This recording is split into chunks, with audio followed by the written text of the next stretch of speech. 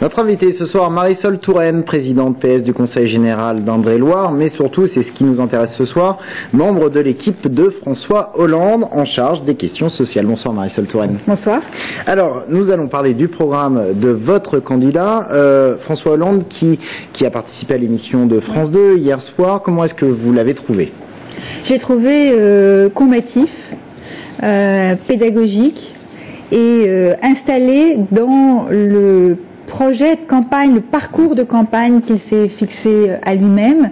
Il a donné le rythme qu'il souhaitait impulser à cette campagne et maintenant il avance ses propositions sans se préoccuper excessivement de ce qui peut se passer par ailleurs. Alors, les propositions, vous en parlez. Une des mesures qui a retenu l'attention dans le domaine de la santé, même plutôt une question de société, c'est l'euthanasie. Oui. Pour les personnes majeures dont la souffrance est devenue insupportable. Le sujet fait débat depuis plusieurs années. Ça y est maintenant, vous pensez que la société française est prête à accepter une loi comme celle-ci ? C'est un sujet qui fait débat. Il faut se garder d'employer des mots qui parfois ne prennent pas le même sens chez tous les interlocuteurs. De quoi s'agit-il ? Il s'agit de reconnaître le droit des personnes, la dignité des personnes tout au long de la vie, y compris quand on est malade et qu'on est au bout de sa vie. Et donc, au fond, pourquoi refuser à quelqu'un de faire le choix de la façon dont il veut terminer sa vie ? Et donc, nous voulons pouvoir proposer le droit à mourir dans la dignité, ce qui peut passer, dans un certain nombre de cas, par l'autorisation d'une aide active à la mort. Évidemment, cela doit être très exactement, très précisément encadré. Ça n'est pas un suicide assisté. Il ne s'agit pas de laisser cela se faire dans des conditions totalement incontrôlées. Il faut évidemment s'assurer du consentement de la personne, du partage de la décision. Mais c'est cela. Pour nous, il s'agit de marquer une orientation et de reconnaître un droit à la dignité tout au long de la vie, jusqu'au bout de la vie. Tant qu'on est dans les questions de société, François Hollande s'engage à faire respecter l'égalité. Il y a notamment la question du mariage homosexuel. Oui. Si la gauche passe, oui ou non, est-ce qu'il y aura un mariage homosexuel ? Oui, il y aura un mariage tout court. Un mariage, le mariage sera ouvert aux couples de même sexe. Et donc, il n'y a pas un mariage à part, un mariage spécial pour les personnes de même sexe. Il y a le mariage qui sera accessible à tous ceux qui le souhaitent. Alors, on passe au volet économique. Il y a un effort qui va être fait pour les petites et moyennes entreprises. Alors, avec des taux d'imposition différents en fonction de la taille des sociétés, 35% pour les grandes, 30% pour les moyennes, 15% pour les petites. Ça, c'est le projet. L'UMP dit que c'est pas la taille qui compte, mais plutôt le chiffre d'affaires, finalement, les résultats de l'entreprise. Est-ce que c'est pas plutôt sur les résultats des entreprises qu'il faut... Vous savez, on peut discuter comme on veut. Le fait est qu'aujourd'hui, on raisonne en termes de taille.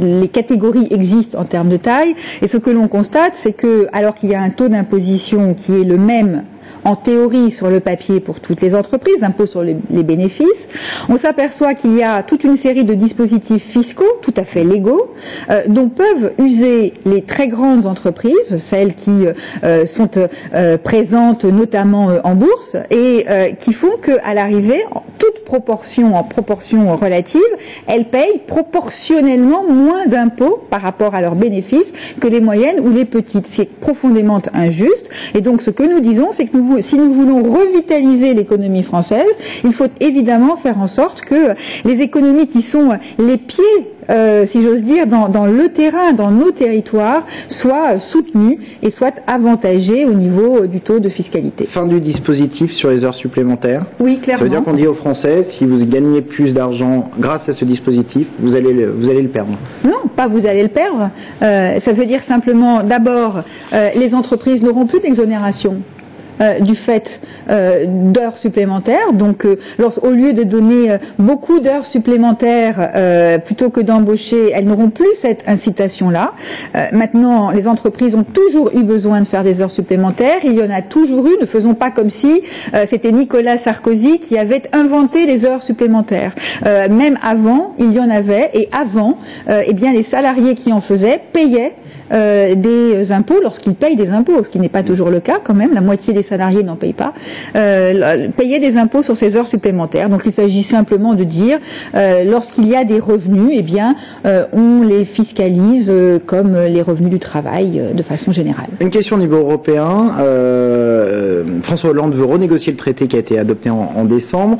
On avait obtenu des concessions très difficilement de la part de l'Allemagne. Il veut aller plus loin sur ce que l'Allemagne refusait justement. Cet engagement, il ne peut tenir que si il y a que si les socialistes allemands passent au pouvoir. Pas nécessairement.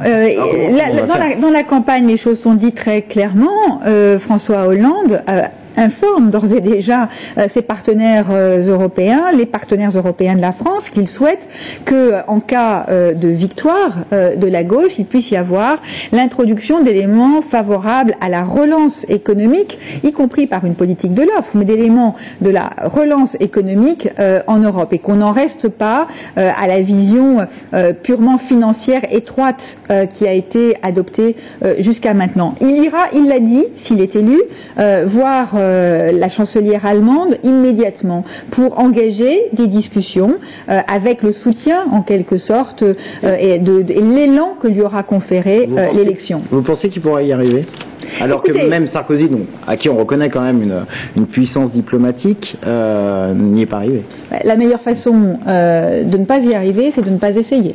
Et donc, je crois que si on ne se marque pas, on ne se fixe pas un cap clair, une volonté, si on n'affiche pas une volonté résolue, alors il n'y a aucune raison pour que nos partenaires s'engagent avec nous dans une voie plus favorable à la croissance. Merci beaucoup Marisol Touraine d'être venue sur ce plateau. On aurait pu parler encore d'autres mesures, mais le temps est compté.